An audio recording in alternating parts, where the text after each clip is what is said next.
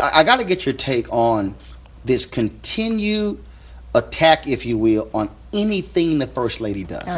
How do you attack the First Lady about breastfeeding? Right. Exactly. I'm just trying to figure out how is that bad? And sleeves. Well, the funny and part eat barbecue. But you know what's interesting? She gets more death threats than he does, which I don't know if most people realize that, but she gets more death threats than he does because she is, I assume, she is the African American presence in the White. So people do realize he's mixed. They realize he's mixed, but she is all African American. It doesn't matter what she does, no matter what she wears. It is amazing to me the way that people sort of criticize her, and I think she's done a great job of stepping back, pulling back from herself, because she's a very strong woman, very, great personality, but she's done a really good job of stepping back and away from that, and sort of trying to support her husband. But it doesn't get any better. It just gets worse. I think the problem is that as Black women, we're so still misunderstood. No one knows how to. All the brothers shaking their heads saying, "Yeah, she's right. Janice right."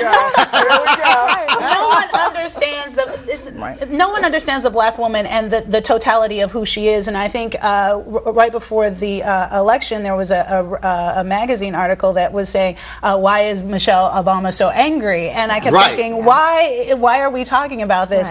The one thing is that I think there is still a misunderstanding of who Black women are and the power that we have, and how we can still exude it and be comfortable in it. We see Oprah, and then we see Felicia Rashad as in the Cosby Show as the Huxtables, and that's what we're comfortable with, and it's not threatening.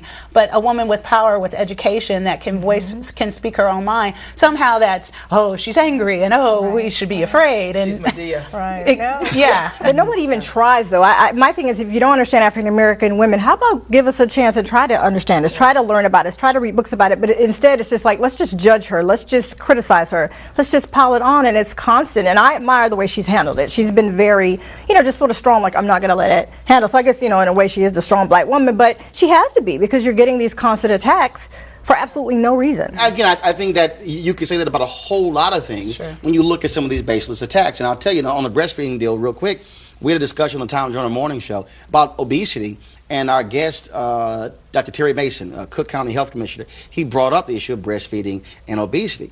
And that sparked this whole deal. It led to a 3-day conversation about the health crisis in America and how Black women have the lowest rate of breastfeeding. And health practitioners say that's tied directly to what we see, obesity among our children, diseases, things along those lines. And to get criticized, to simply encourage women to do it, to me, it's just absolutely nuts. That's the lack of knowledge again. You don't even understand what she's addressing or who she's talking to. That's the problem. Like, at least understand where she's coming from before you attack her. At least try to read it. Michelle Bachmann, Sarah Palin, Rush. I could be here all day naming all these folks.